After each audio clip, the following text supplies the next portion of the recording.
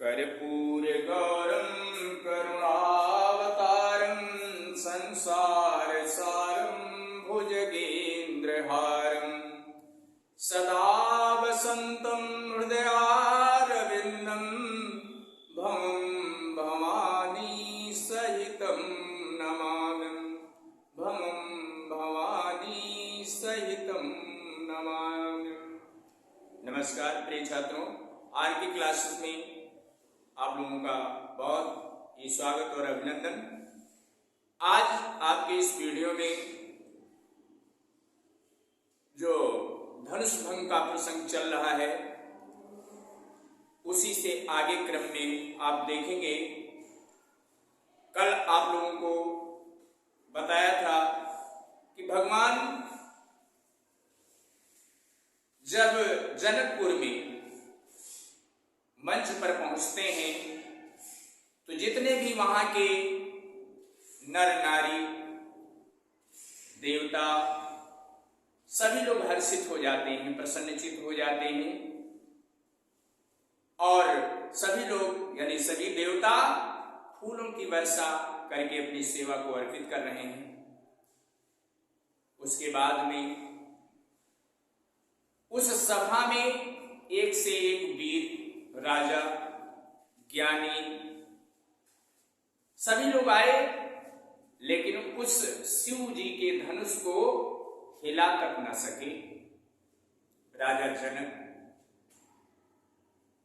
बहुत ही दुखी हो गए और उनकी सीता जी की माता सुनैना वो भी बहुत ही दुखी हो गई और अपने कुछ सहेलियों को बुला करके और थोड़ा दुखी स्वर में बिलख करके विलाप करके और कहती हैं, और उन सखियों से क्या कहती हैं उसी में ये चौपाई का अंश थोड़ा सा दिया गया है, आप लोग ध्यान देंगे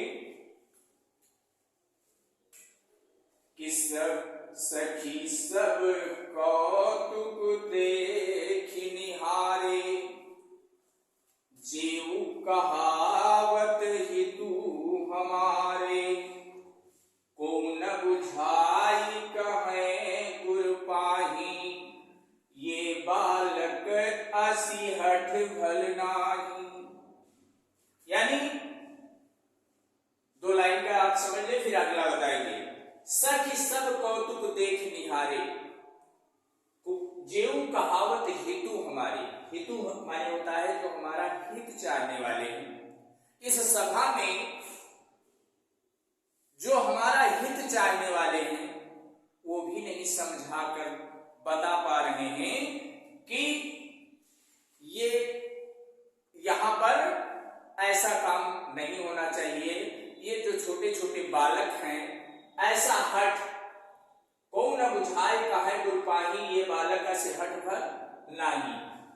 कोई गुरु विश्वामित्र से समझाकर नहीं कहता है कि इतने बड़े बड़े भूप नृप आए और हार कर वापस चले गए, थक गए, तो ये दो छोटे छोटे बालक, ये गुरु विश्वामित्र से कोई समझाकर नहीं कहता है कि बालकों के साथ ऐसा हट करना ठीक नहीं है। ये बालक ऐसे हट भल नहीं। को न कहे को न बुझाए कहे गुरु पाही, गुरु विश्वामित्र से कोई ऐसा बात नहीं कहता है कि यह हट बालकों के लिए ठीक नहीं है। तो रावण बाण छुआ नहीं चापा, हारे सकल भूप करिदापा। रावण बाण छुआ नहीं चापा। अरे जिस धनुष को रावण, लंका का राजा रावण, इतना बड़ा ज्ञानी बलशाली बाणासुर, जिसने ऐसे धनुष को देख करके दूर से ही नमस्कार कर लिया, उसको छुआ तक नहीं। हारी सकल भूप करिदापा, यानी पूरे संसार के भूप माने राजा इस धनुष को देखकर हार गए, इस धनुष की महिमा को देखकर दूर ही रह गए। तो सो सोधन राजकुंवर कर देही, बाल मराल की मंदर लेही। सोधन राजकुंवर कर देही, राजकुमार माने ऐसे राजकुमार, ऐसे ही भगवान राम और लक्ष्मण को देख करके आपस में विचार करती हैं कि बाल मराल की मंदर लेगी। जो सीता जी की माता हैं, ये अपने मन में सोच करके और सखियों से कहती हैं, बाल मराल माने हंस के बच्चे। कहा कि ये असंभव कार्य है।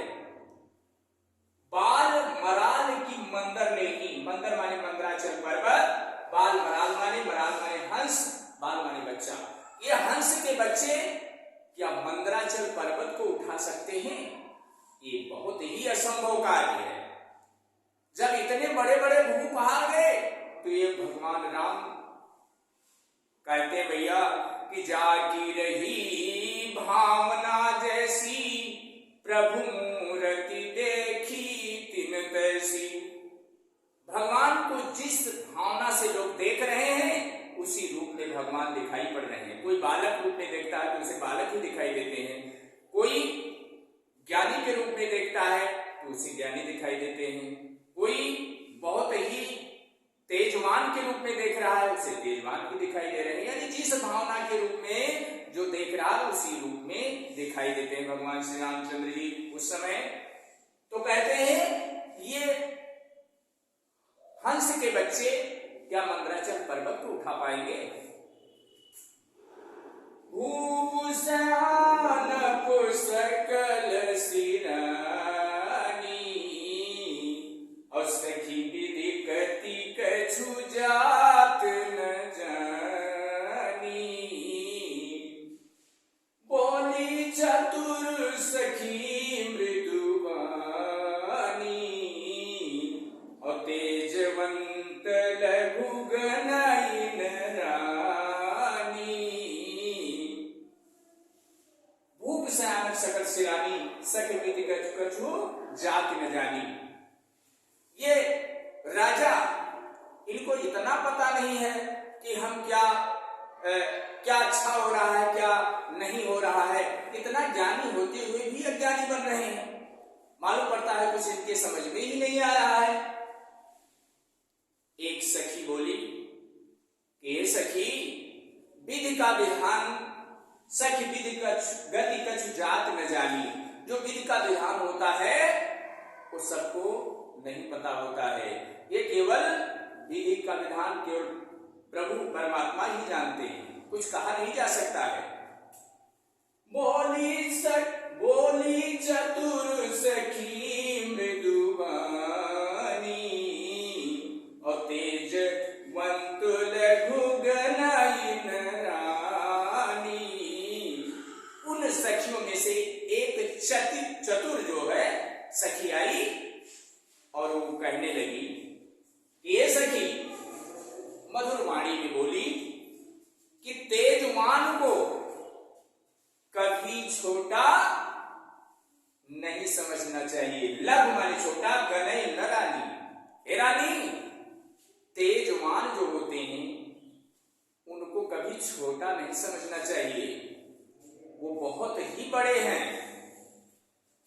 कहा कुंभज कहाँ सिंधु पारा, और सोच बसु जसु सकल संसारा। रवि मंडल देखत लघु लागा, उदयतासु त्रिभुवन तम भागा। ए सखी रानी, ध्यान दीजिए, जो तेजवान होते हैं, जिनके अंदर तेज होता है, ज्ञानी होते हो, गंभीर होते हैं, इनको छोटा मत समझो। क्योंकि कहां कुंभज कहां सिंधु अपारा, कहां छोटे से कुंभज माने घड़ा होता है, कहां सिंधु अपारा एक छोटे से घड़े से उत्पन्न अगस्त, और कहां समुद्र को सोख लिया था, सो सूर्य सकल संसार पूरे संसार में विख्यात है। तू कहां कुंभज कहां सिंधु अपारा, असोस्य वसु जसु सकल संसारा। रवि मंडल देखत लघु लागा, औदयता सुति भुवन तम भागा। रवि मंडल देखत लघु लागा, रवि माने सूर्य, सूर्य मंडल देखने में रवि माने छोटा, कितना छोटा लगता है, लेकिन उनके उदय होने से त्रिभुवन तम भागा, तीनों लोकों का तम माने अंधकार, भागा माने भाग जाता है। देखने में सूर्यमंडल इतना छोटा लगता है, लेकिन उनके उदय होने पर तीनों लोकों का अंधकार समाप्त हो जाता है। सखी, इनको जो आप समझ रही हैं, ये इनको छोटा मत जानो, ये तेजवान है। एक दोहे में कहा गया कि मंत्र परम लघु जासु बस, विधि हरिहर सुर सर्व, महामत गज राज कहूं बस करम कुश खर्व।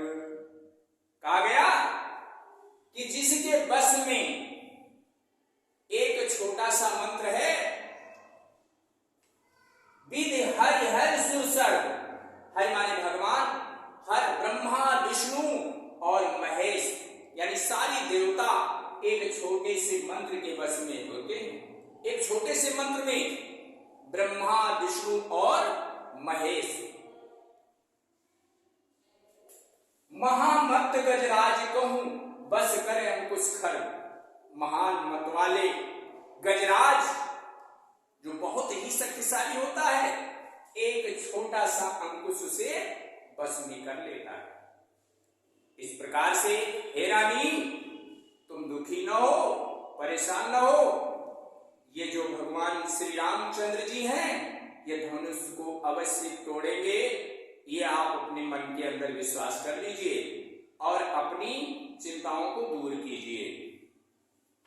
तो इस प्रकार से रानी सुनैना जो सीता जी की माता हैं, उनका थोड़ा धैर्य बंधा और उन्हें साहस हुआ कि हाँ, हो सकता है ऐसा। तो इस प्रकार से ये बेटा आप लोगों को समझाया गया। और अगले दिन ये पाठ बहुत ही बड़ा है, लेकिन जो इम्पोर्टेंट था उसे बताया है। अब इसके बाद में अगले दिन आप लोगों को इससे आगे बताएंगे, और जो कुछ गलती मुझसे हुई होगी उसे क्षमा करना। अब इसी वाणी के साथ अपनी वाणी को विराम देते हैं। धन्यवाद। जय हिंद।